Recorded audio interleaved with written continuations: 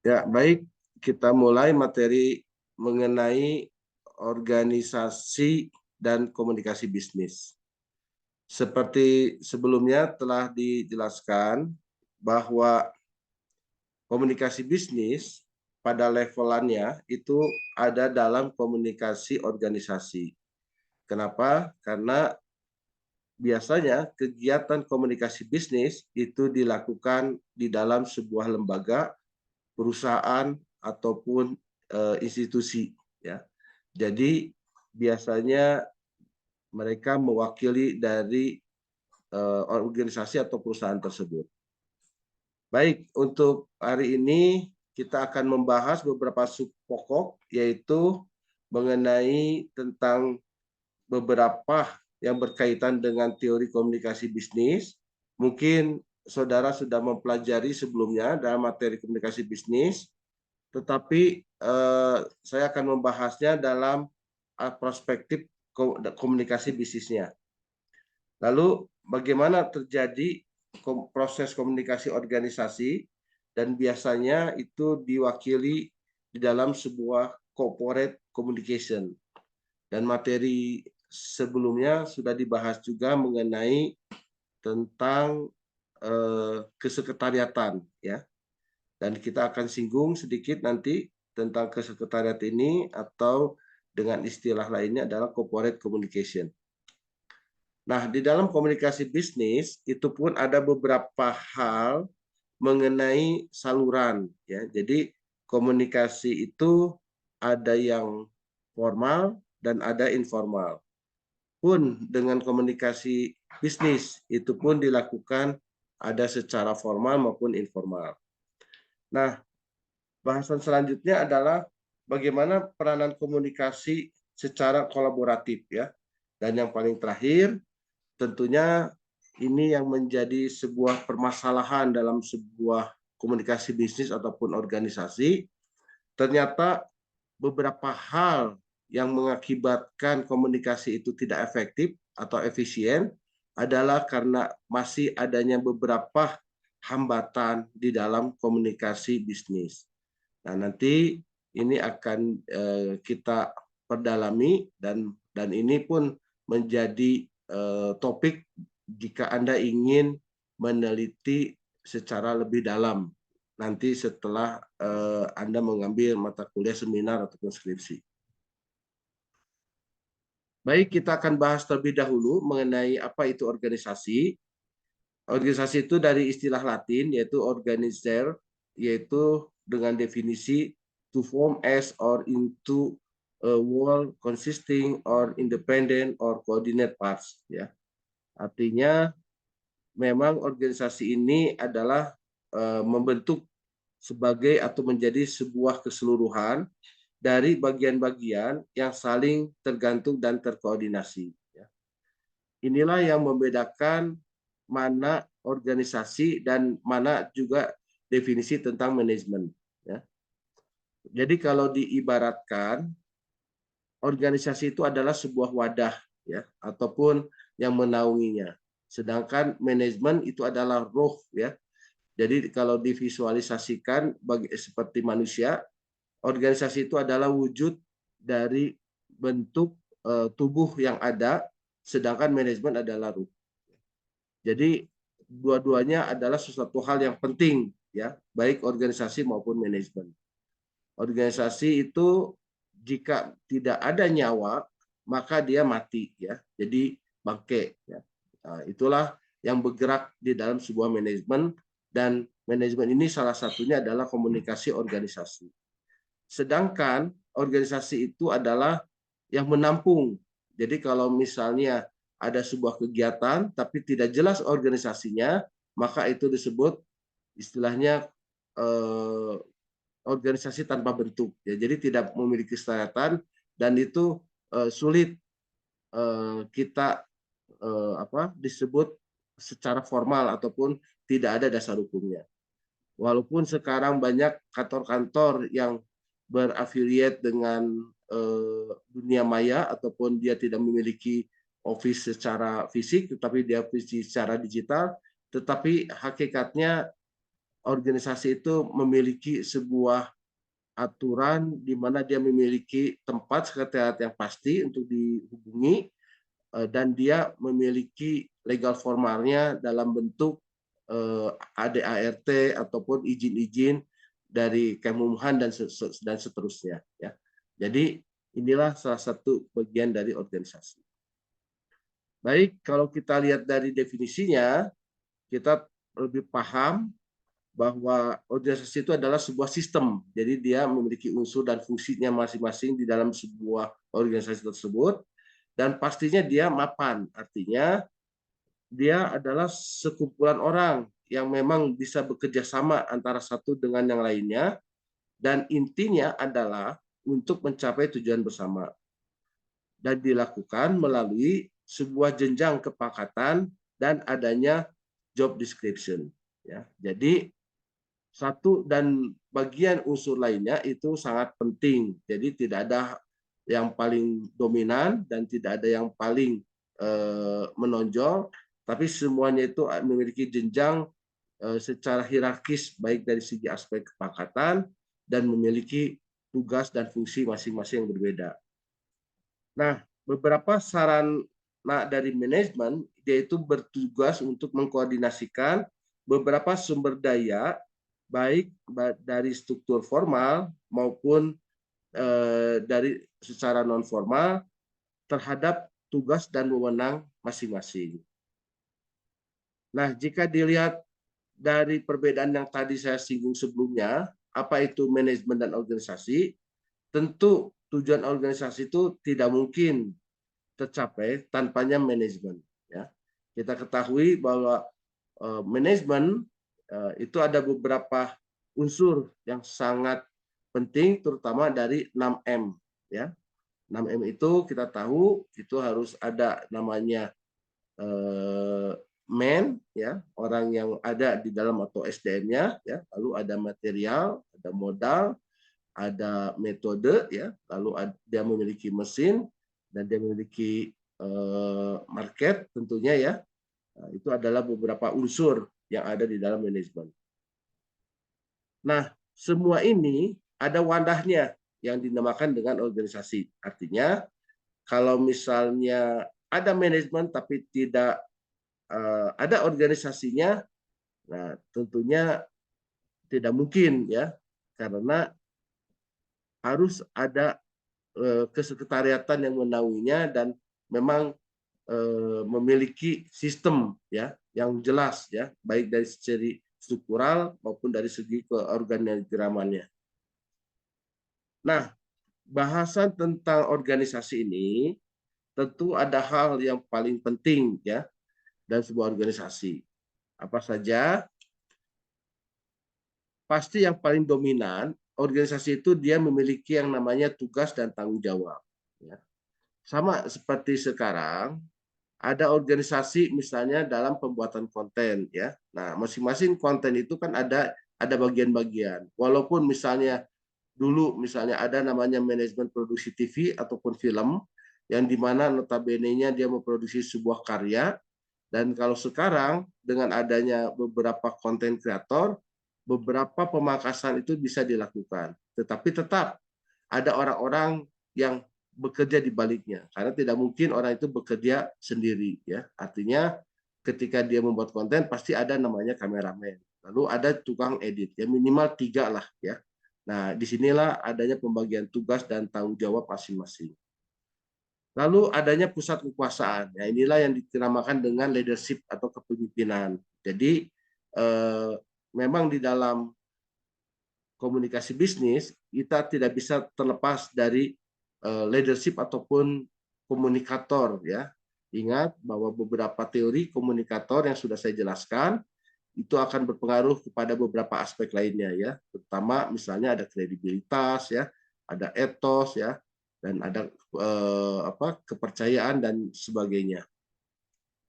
Nah, hal yang paling penting juga di dalam sebuah organisasi itu adalah SDM, ya, yang tadi sudah saya jelaskan. SDM ini memiliki hal yang penting dan biasanya SDM ini berbeda dengan mesin tentunya. Kalau mesin, asalkan dia diberi energi, ya material, dia pasti akan berjalan sesuai dengan apa yang dilakukan. Tetapi beda halnya dengan manusia. Mengelola manusia itu antara satu orang dengan orang lain pasti akan berbeda. Dan inilah dibutuhkan sebuah skill tentunya dalam mengelola manajemen SDM yang baik. Apa itu? Ya tentunya komunikasi bisnis, ya. Nah, disinilah kemampuan para leadership dalam membuat SDM itu menjadi lebih efisien dan lebih efektif, ya, dan berdaya guna. Nah, dalam sebuah organisasi, kita itu pasti akan saling ketergantungan dalam anggota maupun dalam unit organisasi. Karena dalam organisasi itu kita tahu ada memiliki struktural, fungsi, dan tugas yang berbeda. Di situ ada komunikasi secara vertikal, horizontal, maupun komunikasi secara diagonal. Nah, disinilah pentingnya komunikasi bisnis dalam aspek berkoordinasi antara beberapa unsur ataupun bagian maupun komponen-komponen yang ada dalam sebuah organisasi. Dan tentunya karena ini sifatnya tidak satu arah atau linier, ini akan melakukan sebuah interaksi dan tentunya akan dilakukan secara terus-menerus dan berulang-ulang, ya. Jadi kalau dari aspek komunikasi bukan hanya one way tapi dua arah yang saling timbal balik. Nah, setelah saya sebutkan barusan, bagaimana peranan komunikasi bisnis dalam sebuah organisasi. Nah, tentunya kita akan mengetahui bagaimana bentuk komunikasi yang terjadi di dalam sebuah organisasi. Karena masing-masing organisasi, perusahaan, ataupun lembaga pasti itu akan berbeda. Contoh misalnya, pegawai negeri itu akan berbeda dengan pegawai swasta. Apalagi dengan misalnya beberapa perusahaan-perusahaan yang sekarang notabene-nya jauh lebih fleksibel. Misalnya kalau Anda bekerja di Google ataupun Anda bekerja di platform-platform yang ada di media sosial misalnya, itu akan jauh lebih nampaknya seperti tidak disiplin karena dia tidak ada seragam, tidak ada jam waktu kerja masuk, ya. Dia kantornya pun rileks, santai, bisa bekerja di mana saja, mau di kafe, mau di tempat manapun. Dan ini tentunya akan mempengaruhi fungsi dan tugasnya. Artinya jangan kira misalnya bekerjanya santai, tetapi targetnya pun santai, ya. Tentu dia memiliki sebuah target yang berbeda, ya. Kalau pegawai negeri tentu dia harus melayani pada jam-jam biasa. Ya. Tetapi kalau beberapa perusahaan itu adalah target yang dicapai oleh perusahaan. Nah, tentunya dia memiliki metode dan teknik yang akan dipakai, ya. Pasti akan berbeda. Dan kita tahu bahwa teknik dan strategi dalam komunikasi bisnis pasti akan berbeda, ya. Beberapa pembagian tentang teknik komunikasi yang seperti kita ketahui, teknik komunikasi itu kan ada yang namanya teknik secara persif, ya, persuasif, edukatif, entertain, dan seterusnya, ya.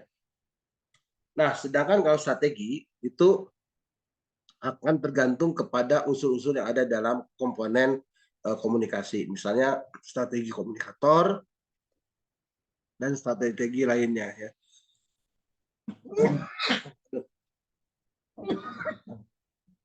Nah, maaf ya.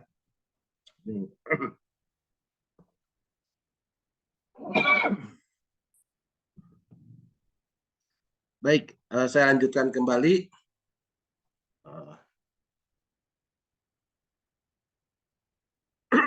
Aduh, maaf nih.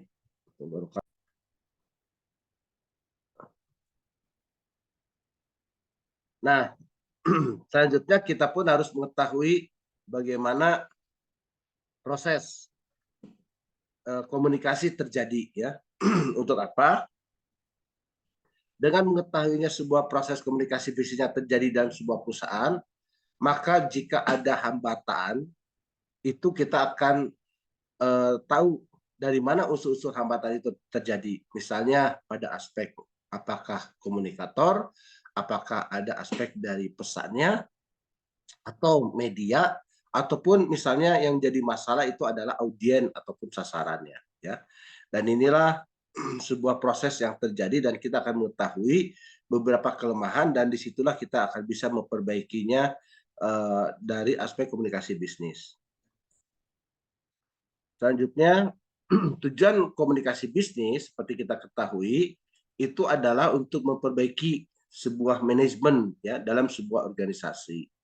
Oleh sebab itu, mengapa komunikasi bisnis itu menjadi sebuah garda terdepan yang seharusnya dia bisa menjadi corong dari sebuah perusahaan, bahkan dia bisa menyelesaikan secara internal ya. Jadi pabriknya dia pasti dua ya, pabrik eksternal dan pabrik internal. Termasuk komunikasinya pun dua arah ya. Jadi komunikasi secara publik komunikasi di dalam dan komunikasi secara di luar. Oleh karena itu, maka perlunya menguasai komunikasi organisasi, artinya agar kita ke depan ya Anda ya bisa menjadi seorang komunikator, bisa menjadi seorang manajer yang jauh lebih baik dan tentunya lebih efektif ya. Dan yang kita bahas pasti dari aspek-aspek teorinya ya. Karena tentunya dengan aspek teori kita akan bisa membandingkan bagaimana gaya-gaya kepemimpinan seseorang dan tentu akan berbeda-beda. Dan belum tentu kepemimpinan yang satu itu akan bermanfaat ataupun tepat di perusahaan lain ya, pun sebaliknya ya. Jadi belum tentu orang misalnya militer itu bisa masuk ke sebuah organisasi tertentu atau sebaliknya seorang kiai bisa masuk ke dalam organisasi militer misalnya ya. Dan itu belum tentu tepat ya. Jadi inilah dibutuhkannya sebuah strategi yang tepat dan benar ya. Nah, inilah yang menjadi landasan kuat tentunya seseorang dalam meniti karir dalam sebuah organisasi ya. Salah satu contoh yang paling kita ketahui misalnya di sebuah perusahaan ataupun di Kementerian Kominfo yang notabene-nya itu banyak dengan sebuah skill-skill teknis, tetapi dari aspek manajerial ataupun dari aspek menjadi seorang menteri itu biasanya bukan ditepati oleh seorang profesional, tetapi ditepati oleh seorang politikus ya, politik yang seperti kita ketahui pada saat ini beberapa eh, partai yang notabene-nya yang pemenang dari pemilu pasti akan meminta jatah untuk beberapa pejabat terutama di kementerian ya. Nah, ini salah satu adalah uh, uh, bukan termasuk karir di dalam sebuah organisasi tapi akan dikuasai lah ya pimpinan itu oleh dari aspek politis. Nah, kembali kepada komunikasi organisasi itu kita paham ya bahwa komunikasi itu adalah penyampaian atau penafsiran pesan ya, atau yang kemarin sudah kita bahas human expression ya, pernyataan manusia ya, yang tentu dalam unit-unit yang ada dalam sebuah organisasi. Nah, inilah kita harus paham bagaimana proses dari pernyataan manusia ataupun penyampaian atau penafsiran pesan itu bisa di kirim oleh pengirim dan bisa diterima dengan baik ya. Artinya ide atau gagasan yang disampaikan dan itu diwujudkan dalam bentuk pesan, baik pesan itu secara verbal maupun non verbal, lalu dikirim ya tentunya dengan media ataupun channel ya dan diterima oleh sasaran atau audien dan dia sendiri akan bisa mentafsirkan apa makna dari pesan tersebut ya. Dan disinilah maka si audien ataupun sasaran tersebut itu akan memberikan sebuah umpan balik yang dinamakan dengan feedback ya. Nah, ini proses yang terjadi dalam komunikasi organisasi maupun dalam komunikasi bisnis. Nah, ini seperti kita ketahui beberapa gambaran ya ataupun komunikasi model dari ataupun yang dikenal dengan communication model expanded ya. Nah, jadi seorang itu pasti memiliki ide atau gagasan yang disampaikan kepada orang lain ya, tentu dia memiliki yang namanya pemahaman ya. Nah, pemahaman ini lalu di-encode dalam bentuk sebuah pesan, yang pesan itu dikirimkan tentu melalui channel ya. Nah, kalau komunikasi antar persona, maka channelnya itu eh, melalui misalnya pesannya itu melalui suara ya, tapi dengan perantaraan misalnya udara ya, dan dia decode ya atau menerjemahkan dari penafsiran orang tersebut dan dia dipahami dengan persepsinya tersendiri. Nah, tentu dari masing-masing pihak, baik komunikator maupun dari sasaran, audien ataupun komunikan, dia itu memiliki yang namanya frame of reference ataupun frame of experience yang dimiliki yang sangat berbeda. Dan dia akan menafsirkan secara berbeda terhadap pesan yang disampaikan. Ya. Dan dia akan memahami pemahaman yang tentu akan masing-masing berbeda. Dan dia mencoba untuk mengencode dan dia mencoba untuk memberikan sebuah feedback dan feedback tersebut disampaikan kepada komunikator dan komunikator akan menerima dan dia mungkin akan mengkoreksi. Demikian seterusnya proses komunikasi itu terjadi ya. Artinya dari sinilah kita akan bisa memahami apakah efektif pesan yang kita sampaikan atau tidak ya. Jadi kalau ketika misalnya si klien itu terus mendebat ataupun dia terus menolak ya, pasti ada sesuatu hal yang salah di dalam komunikasi tersebut. Ya entah itu cara penyampaian, pesannya, medianya ataupun yang lainnya. Nah, inilah makanya dibutuhkan sebuah fungsi komunikasi bisnis ya. Nah, komunikasi bisnis itu kita tahu ya ada beberapa bagian. Salah satunya adalah dia harus bersifat informatif, dia itu sebagai pengendali dan dia harus dilakukan secara persuasif. Nah, secara informatif dia itu memberikan sebuah petunjuk pelaksanaan baik mengenai job desk apa yang dilakukan oleh masing-masing anggota ataupun pegawai dalam sebuah perusahaan ataupun dia harus tahu tentang apa tujuan unit kerjanya masing-masing, apa tujuan lembaga ataupun perusahaannya tersebut, dan dia mengetahui pula apa yang menjadi sebuah aturan yang berlaku di dalam sebuah perusahaannya, terutama tentang standar kerja yang berlaku pada masing-masing bagian.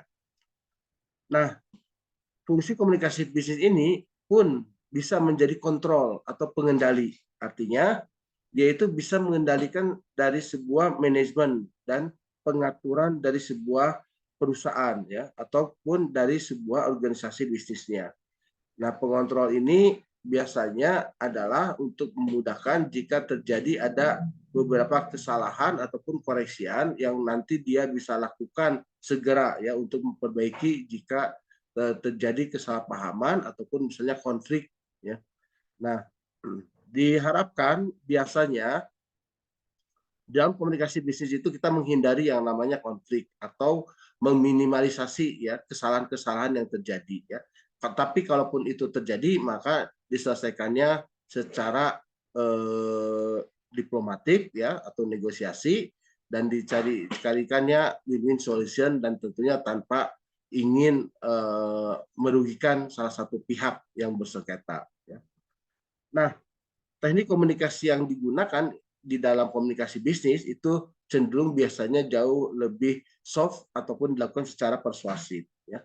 Artinya baik penerimaan gagasan dan pikiran ataupun penugasan dalam unit kerjanya itu jelas dan tegas dan itu sudah menjadi sebuah kesadaran dari masing-masing anggota organisasi untuk menjalankannya.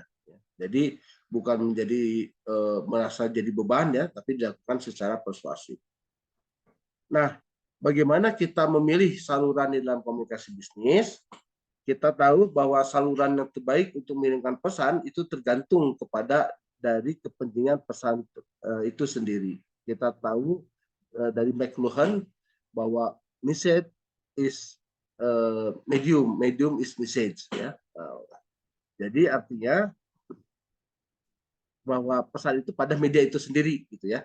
Dan umpan balik yang diinginkan ataupun bagaimana kita memilih saluran terbaik dan mengirimkan suatu pesan itu akan tergantung kepada kepentingan pesan itu sendiri.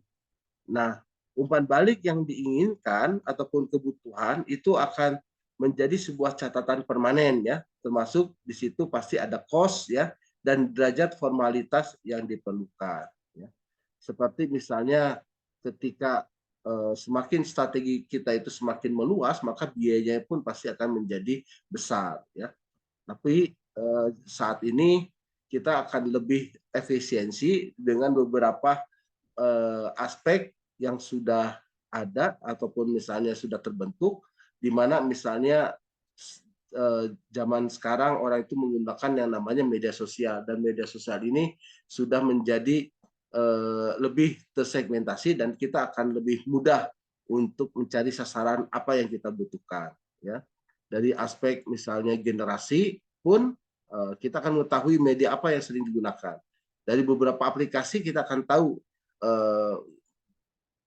siapa yang menggunakannya ya. Jadi tentunya untuk generasi yang sekarang yang dikenal dengan misalnya generasi Z ya atau G ya itu pasti dia jarang menggunakan media sosial yang bernama Facebook ya. Tapi dengan orang-orang milenial itu beberapa masih menggunakan aplikasi-aplikasi tersebut ya. Oke. Nah, saluran komunikasi di dalam bisnis pun itu dibagi menjadi dua ya. Jadi ada yang namanya saluran formal dan saluran informal. Kita tidak bisa mengabaikan komunikasi formal di dalam sebuah komunikasi organisasi. Kenapa? Karena tentu ada aturan dan adab ataupun etikanya ya.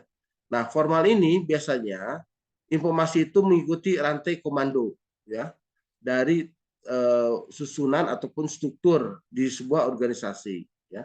Artinya memang yang menjadi konseptor di dalam sebuah organisasi itu pasti adalah pimpinan teratas ya atau misalnya presiden direktur dan didasarkan pada bagan atau struktur organisasi yang ada di dalam sebuah perusahaan. Nah, jadi dari presiden direktur dia akan dibagi job desk-nya itu kepada wewenangnya itu kepada masing-masing direktur. Nah, direktur ini ada beberapa bagian ya, ada bagian pemasaran, ada bagian produksi, ada bagian komunikasi, ada bagian keuangan dan sebagainya. Masing-masing memiliki keahlian dan puncak dari keahlian itu adalah spesifik dari keahlian tersebut ya. Lalu dia ada bawahannya ya, tentu misalnya dia ada kepala bagian ataupun misalnya dia memiliki supervisor ya ke bawahnya dan seterusnya dan seterusnya. Nah, komunikasi formal yang dilakukan tentu tidak selalu efektif ya. Artinya ada beberapa hal yang strategi harus dilakukan dalam sebuah komunikasi bisnis yaitu dengan menggunakan komunikasi informal. Artinya apa? Artinya bahwa beberapa aliran informasi itu tidak semuanya harus mengikuti struktur organisasi yang ada ya. Tapi harus kita bisa menciptakan akibat adanya hubungan dari individu ya. Jadi pendekatan-pendekatan untuk efektif itu harus dilakukan secara informal ya. Contohnya misalnya tatkala ada staf atau karyawan kita yang sakit, tentu kita tidak hanya sekedar mengirimkan surat ataupun misalnya ucapan ataupun hanya sekedar misalnya memberikan bingkisan ya, tetapi alangkah baiknya seandainya pimpinan ataupun atasan tersebut bisa datang menjenguk secara informal ya, dan tentu itu akan menjadi sebuah perhatian khusus dan menjadi sebuah semangat tertentu bagi karyawannya untuk bisa sembuh dari penyakitnya. Nah, inilah jenis komunikasi di dalam sebuah organisasi yang tadi setelah sebutkan sebelumnya, yaitu ada komunikasi formal dan komunikasi informal. Jadi kalau kita rangkum, komunikasi formal adalah komunikasi yang memang dia berjalan secara formal melalui kerangka struktur dari sebuah organisasi. Nah, sedangkan informal yaitu berjalan melalui jalur tersembunyi di dalam sebuah organisasi. Lalu pertanyaannya, apakah lobby ataupun negosiasi itu masuk ke dalam komunikasi formal atau informal? Silakan Anda pikirkan dan Anda jawab di dalam benak kita masing-masing untuk menjelaskan apakah maksudnya kategori komunikasi formal atau informal. Nah, kita akan bahas beberapa aspek di dalam komunikasi formal, ya. Biasanya secara formal pasti ada yang namanya komunikasi atasan bawahan atau yang dikenal dengan superior dan subordinate, ya. Superior ini adalah yang tentu memiliki kekuasaan yang jauh lebih besar dibandingkan bawahannya, ya, dan dia memiliki perspektif yang jauh lebih visi misi yang jauh lebih panjang ataupun lebih tinggi dibandingkan bawahannya, ya, karena dia yang membawakan nahkoda di dalam sebuah perusahaan tersebut, ya. Dan semakin ke bawah tentu dia menjadi sebuah subordinate, dan yang namanya bawahan biasanya dia menerima perintah-perintah dari atasan yang harus dilakukan. Nah, selain dari komunikasi yang tadi atasan ke bawahan atau dari secara vertikal, ada juga komunikasi secara horizontal, yaitu atau vertikal tersebut tadi dari atas ke bawahan. Nah, dari bawahan ke atasan pun ada yang dikenal dengan subordinate dan superior, ya. Apa bentuk-bentuk dari komunikasi subordinate dan superior ini? Nah, biasanya ini disampaikan melalui beberapa cara yang memang harus dilakukan secara kreatif oleh bagian komunikasi, ataupun misalnya dalam sebuah perusahaan itu adalah corporate secretary ataupun public relation, yaitu dengan menerima keluh kesah ataupun misalnya saran ataupun tanggapan dari bawahan, ya. Dan ini biasanya unek-unek yang terjadi di pegawai, ya. Nah, ini pun penting dalam sebuah komunikasi formal yang memang dibentuk, tetapi jalurnya tentu harus melakukan jalur secara resmi, ya.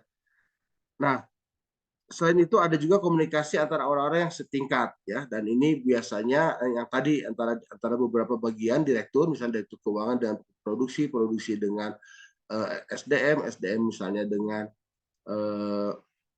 bagian lainnya, dan itu dikatakan dinamakan dengan interaktif, ya, yaitu komunikasi antara orang-orang yang setingkat atau selevel. Nah, jadi inilah kalau digambarkan komunikasi formal itu dia pasti mengikuti garis hierarki atau jabatan, dan dalam arah komunikasi formal itu ada downward, upward, dan horizontal, ya. Jadi kalau downward itu adalah pengambil keputusan kepada karyawan, contohnya adalah berupa produk-produk yang sudah jelas, misalnya kebijakan, ya, peraturan, rencana, strategi, instruksi, prosedur yang memang harus dilakukan oleh semua staf karyawan atau sebuah di dalam organisasi, ya. Lalu ada bentuk komunikasi formal itu upward. Apa saja upward ini? Biasanya adalah berupa sebuah hasil dari pekerjaan kepada pimpinan. Contohnya apa? Misalnya laporan kerja, lalu usulan perbaikan, saran, dan sebagainya, termasuk kritik di dalamnya, ya. Lalu ada komunikasi namanya horizontal. Horizontal itu adalah komunikasi sesama karyawan yang satu level, dan itu dilakukan dalam bentuk koordinatif, ya. Apa saja biasanya yang dilakukan? Biasanya berupa memo, lalu pertemuan-pertemuan, ya, lalu brainstorming, ya, ataupun melalui email, WhatsApp, dan beberapa saluran-saluran lain, ya, yang tujuannya untuk saling berkoordinasi. Nah, bagaimana dengan komunikasi informal atau yang dikenal dengan grapevine, ya? Nah, komunikasi informal ini biasanya itu dia tidak melihat memandang atas hubungan sosial. Jadi tidak melihat mana pimpinan, mana atasan, manapun jabatan yang tertinggi, ya. Nah, dia dilakukan secara lebih manusiawi lah, ya, istilahnya. Nah, karyawan itu biasanya dia bersosialisasi, misalnya saat apa? Jadi ketika dia makan, istirahat, ataupun pulang kantor, nah di situ sudah tidak lagi nampak komunikasi yang sangat formal, ya. Jadi beberapa komunikasi yang dilakukan itu biasanya jauh lebih jujur dan lebih terbuka ya terhadap apa yang terjadi, dan nilai-nilai kejujuran jauh lebih tinggi ya dibandingkan secara formal. Mungkin formal itu takut kena ancaman, PHK ataupun peringatan dan seterusnya. Nah, keuntungan dari komunikasi informal biasanya adalah informasi itu jauh lebih cepat dan efektif. Ya. Lalu dia bisa mengekspresikan pendapat itu tanpa ragu-ragu, ya. Jadi seketika, ya. Walaupun kadang-kadang itu menjadi sebuah bahan seperti gosip, ya, ataupun isu ataupun yang lainnya. Nah, ada beberapa masalah di dalam komunikasi formal, ya. Apa saja? Biasanya masalah itu adalah terlalu banyaknya jumlah informasi dalam alirannya, aliran informasi. Apa saja itu? Biasanya dia selalu overload, ya, lalu ada distorsi dan omission, dan tentunya lingkungan kerja yang itu bisa menimbulkan kesulitan dalam komunikasi.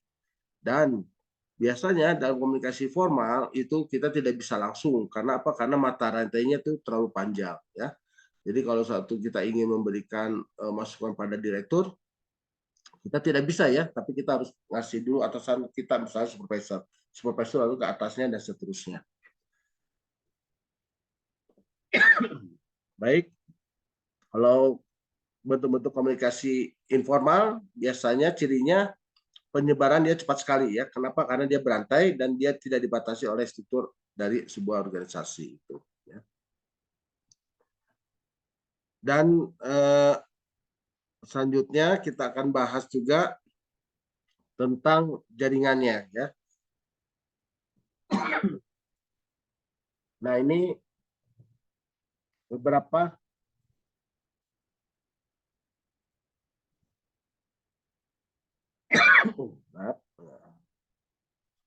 jadi beberapa komunikasi yang terjadi maaf ini.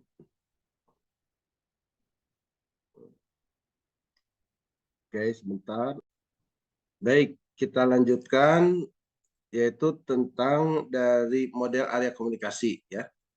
Nah, sebelumnya kita sebelum ke ini kita ada beberapa hal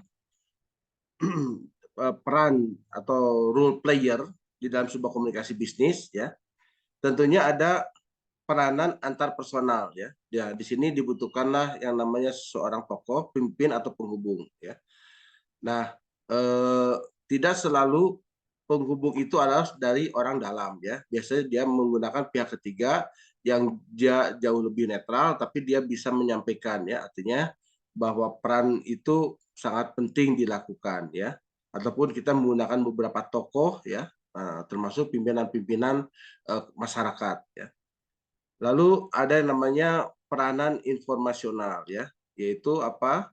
Biasanya kita ada tim yang namanya monitoring ya, lalu ada tim yang selalu bisa menyebarkan informasi, dan ada yang menjadi juru bicara ataupun yang mewakili sebuah lembaga atau personal ya, atau dari lembaga tersebut ya, yang dilakukan oleh perwakilan kita yang dapat dipercaya atau dikenal dengan juru bicara ya.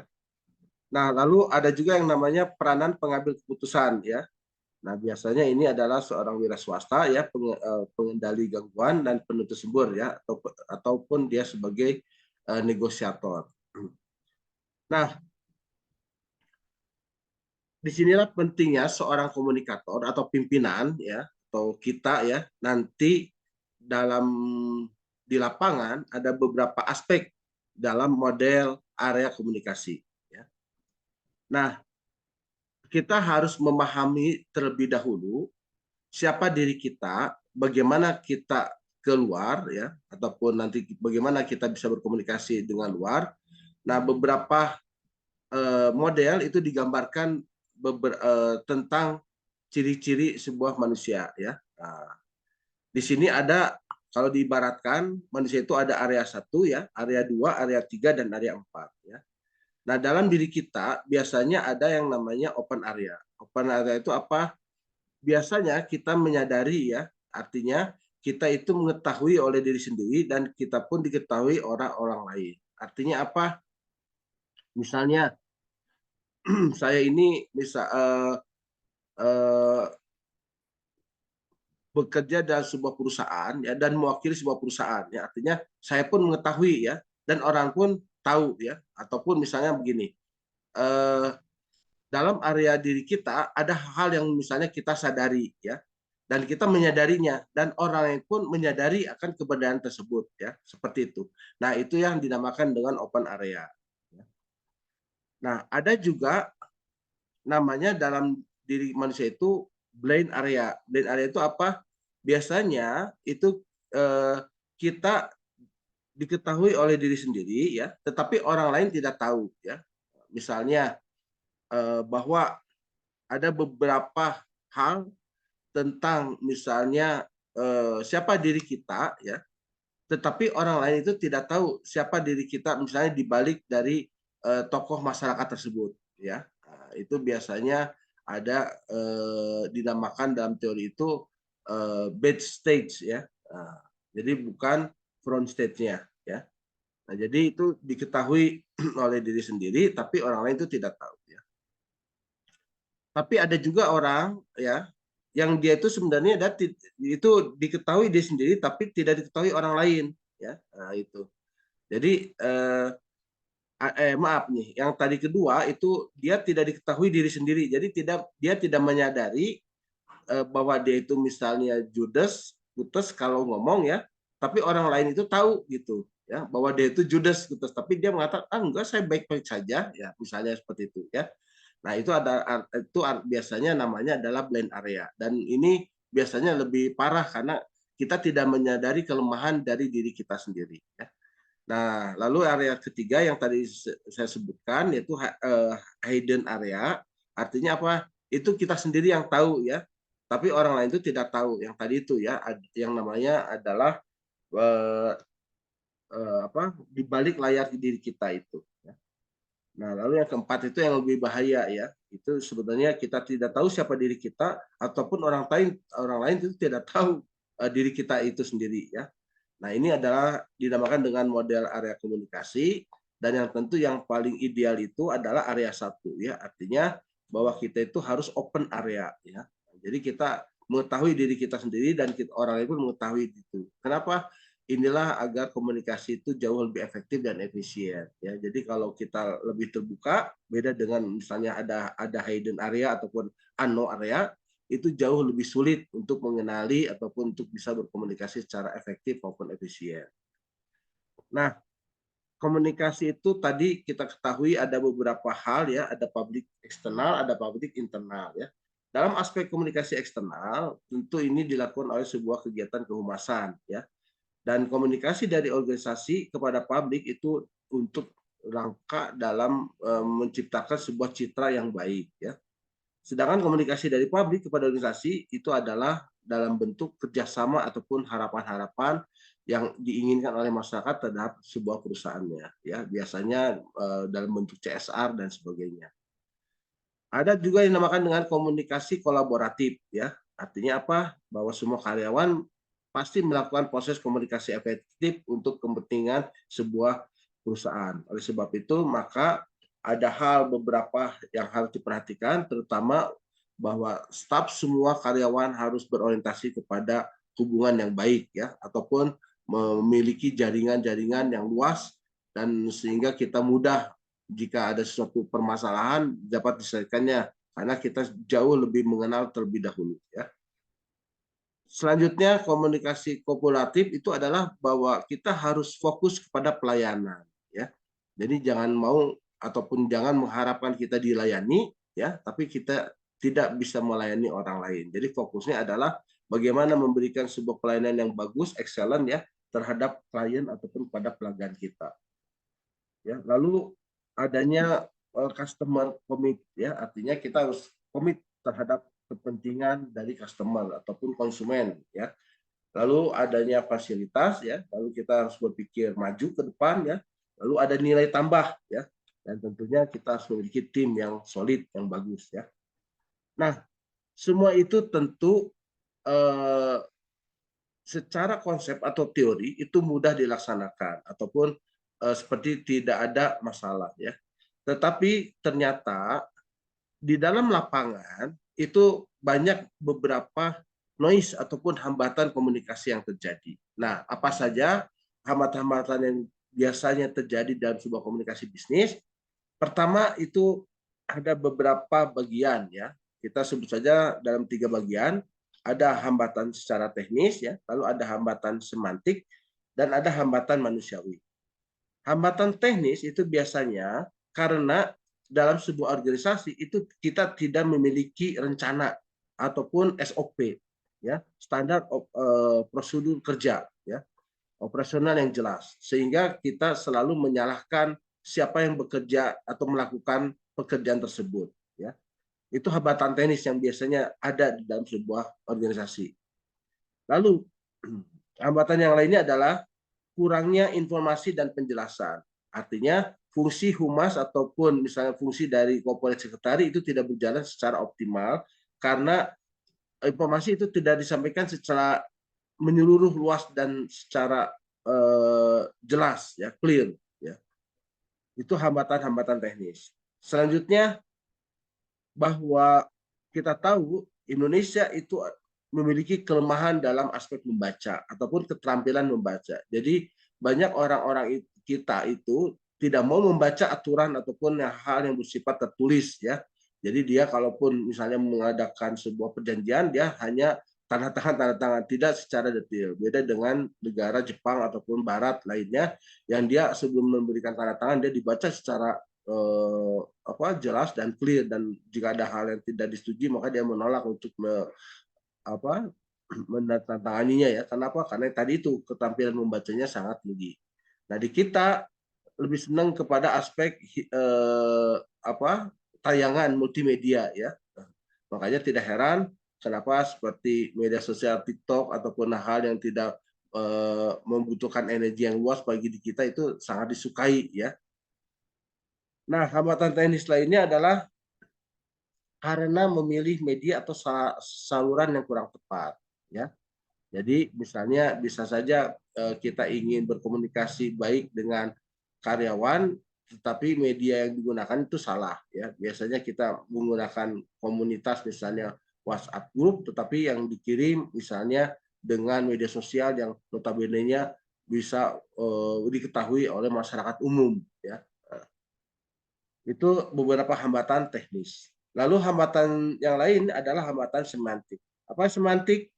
Biasanya itu berkaitan dengan yang namanya bahasa ya ataupun notasi ataupun beberapa dialek yang sangat mengganggu ya. Seperti misalnya beberapa istilah yang nampaknya tidak umum atau lazim digunakan tetapi kita menggunakan ya. Contoh misalnya karena kita ingin disebut bahasa ilmiah maka kita menggunakan istilah-istilah ilmiah yang notabene-nya tidak dipahami oleh staf karyawan kita paling bawah ataupun misalnya pekerja-pekerja bawah ya. Jadi gunakanlah bahasa-bahasa yang memang sederhana dan dipahami oleh semua. Itu biasanya dinamakan dengan hambatan semantik. Lalu ada namanya hambatan manusiawi. Apa itu? Nah, ini biasanya berkaitan dengan emosi ya. Artinya ketika ingin kita menegur seseorang, maka perhatikanlah kondisi tempat, ruang dan waktu ya. Konteksnya seperti apa. Jangan kita memarahi karyawan ketika banyak orang ya ataupun ketika kita tidak tahu tempat langsung memarahinya. Tapi lebih baik misalnya kita panggil bicara baik-baik dan kita nasihatin ya ataupun secara berdua ya secara privat, dan setelah itu kita memberikan penjelasan kesalahan-kesalahannya dibandingkan dengan misalnya kita marah ya. Kenapa? Karena itu akibatnya bisa menimbulkan yang lebih fatal. Bagaimana kalau misalnya terjadi dua-duanya emosi, pasti akan terjadi perkelahian ya ataupun kerusuhan yang jauh lebih fatal daripada kita menyelesaikan secara baik ya. Jadi itu biasanya dinamakan dengan hambatan manusiawi. Kedua, adanya prasangka pribadi ya. Biasanya kalau dalam Islam itu kita dikenal dengan hasad ya, ataupun misalnya prasangka-prasangka suudzon ya. Sedangkan dalam Islam itu kan harus kita berprasangka baik terhadap orang ya, atau husnudzon ya. Dan ada beberapa hal ya, termasuk hambatan manusiawi itu ada persepsi ya. Misalnya tadi ya, persepsi seorang dengan orang lain itu pasti akan berbeda ya, tergantung pada frame of reference ataupun frame of experience masing-masing ya. Nah, disinilah kita pentingnya untuk bisa menyamakan satu persepsi ya. Nah, biasanya ada beberapa aspek ataupun kegiatan yang dilakukan oleh sebuah organisasi, biasanya apa? Satu, apa, menyamakan penyamaan persepsi. Nah, itu dia tujuannya ya. Jadi aturannya ada bagaimana agar semua sama terhadap makna dari yang sudah dikeluarkan tersebut ya. Dan adanya kecakapan serta ketidakmampuan dari panca indera. Nah, kita tahu bahwa panca indera ini tetap kita paling bagus, tetapi tetap ada kelemahan ataupun kekurangannya. Oleh sebab itu, inilah yang kadang-kadang menjadi sebuah hambatan ya di dalam komunikasi bisnis ya. Inilah yang dinamakan dengan hambatan manusiawi. Nah, ada beberapa hal media komunikasi ya, terutama siapa yang melaksanakan komunikasi bisnisnya ya, komunikatornya itu biasanya dilakukan oleh manajer ataupun misalnya PR ya, dan ataupun subordinatnya ya. Nah, beberapa yang harus dilakukan seorang manajer PR ataupun seorang corporate secretary, dia itu harus bisa memanfaatkan media komunikasi yang baik dan benar ya. Nah, komunikasi apa saja keterampilan yang harus dia pahami? Pertama itu adalah dia harus mampu komunikasi secara lisan atau dikenal dengan oral communication ya. Lalu dia pun harus mampu untuk komunikasi secara tertulis ya, atau written communication ya. Baik dia menulis opini, menulis secara ilmiah ataupun laporan-laporan yang memang benar ya, dan menghindari beberapa kesalahan baik dari tipe ataupun dari beberapa aspek yang sangat mengganggu dalam komunikasi tertulis ya. Dan yang tidak kalah penting adalah bagaimana selain dari bentuk verbal tadi baik oral maupun written, adalah non-verbal communication. Artinya kita harus mampu menampilkan kesan-kesan non-verbal yang dapat mempengaruhi penyampaian pesan kita terhadap lawan bicara kita ya, baik pelanggan maupun pada bawahan ataupun atasan kita. Oleh sebab itu ada beberapa strategi di dalam sebuah perusahaan dalam mengatasi hambatan tersebut. Di antaranya adalah hambatan rumors ataupun isu-isu yang menyebar ya. Ini ada reputation, ada retrieve queue, ada restore queue, dan no response sama sekali ya. Nah, hambatan-hambatan yang terjadi dalam sebuah komunikasi bisnis itu biasanya kenapa terjadi? Karena pertama adanya iklim yang dibentuk di dalam sebuah organisasi tersebut adalah komunikasinya tertutup. Artinya karyawan sedikit mengetahui tentang perusahaannya, dan informasi yang dikuasai itu hanya oleh para atasannya. Lalu struktur organisasinya pun besar ya, dan berjenjang yang terlalu rumit lah ya, dan banyak distorsi ya dalam penyampaian perusahaan pun itu banyak hal yang tertunda misalnya ya, dan itu bisa menyebabkan pula menjadi sebuah persepsi yang sangat akan berbeda-beda gara-gara tadi itu ya, struktur organisasi yang besar dan berjenjang, adanya distorsi dan penyampaian yang tertunda. Nah, hambatan yang lain itu adalah filtering, yaitu apa? Pesan itu dirubah, diperpendek ataupun diperpanjang. Artinya konteksnya itu tidak sama sesuai dengan apa yang disampaikan dari pesan sebelumnya. Nah, hambatan yang lain itu terjadi karena banyak juga orang yang tidak percaya atau merasa diperdaya atau dimanipulasi, bahkan dia diperlakukan secara tidak adil ya, perlakuan terhadap karyawan, konsumen dan sebagainya. Lalu ada juga persaingan antar karyawan ya. Jadi dia biasanya merahasiakan informasi yang bisa menguntungkan orang lain, dan ini menjadi hal yang tidak sehat ya. Lalu adanya sebuah kekuatan dalam sebuah karyawan dan menjadi sebuah status tersendiri ya. Nah, oleh sebab itu ada beberapa teknik strategi komunikasi dalam mengatasi hambatan di dalam sebuah komunikasi bisnis. Apa saja? Nah, diantaranya adalah bagaimana kita itu harus bisa mendorong iklim di dalam sebuah komunikasi organisasi bisnis itu agar lebih terbuka ya. Dan ini bisa juga mendorong masukan ataupun menjadi sebuah feedback dari karyawan. Artinya silakan mereka diberi kewenangan untuk berbicara sehingga kita mengetahui aspirasi mereka jauh lebih dalam ya dari hati nuraninya. Kedua, usahakan bahwa dalam struktur organisasi itu jangan terlalu rumit ataupun jelimet ya ataupun terlalu birokrasi ya. Tapi buatlah sebuah penyederhanaan untuk apa? Agar mengurangi tahapan-tahapan atau layer ya. Sehingga informasi itu lebih cepat. Apalagi zaman sekarang kita ketahui ya, itu kadang-kadang lebih cepat berita di media sosial dibandingkan secara formal ya. Dan perlunya kita mempromosikan komunikasi horizontal ya. Artinya kita harus bisa juga meningkatkan moral dan menambahkan sebuah ide-ide ya. Nah, horizontal ini tentunya bisa dari atasan ke bawahan dan bawahan ke atasan dalam rangka untuk membuat sebuah ide-ide baru menarik ya. Tapi tentunya juga dalam rangka untuk meningkatkan moralitas dari karyawan ataupun staf pimpinan juga ya. Nah, selain itu, bagaimana mengatasi hambatan komunikasi bisnis? Lalu, untuk dalam sebuah isu, buatlah sebuah pusat isu. Artinya bahwa yang berhak ataupun yang bisa menjelaskan itu adalah misalnya bagian komunikasinya. Sehingga ketika ada karyawan ingin mengkonfirmasi isu yang berkembang, dia itu paham kepada siapa dia bertanya ya dan kepada siapa dia bertanya ya untuk mengetahui kondisi sesungguhnya ya.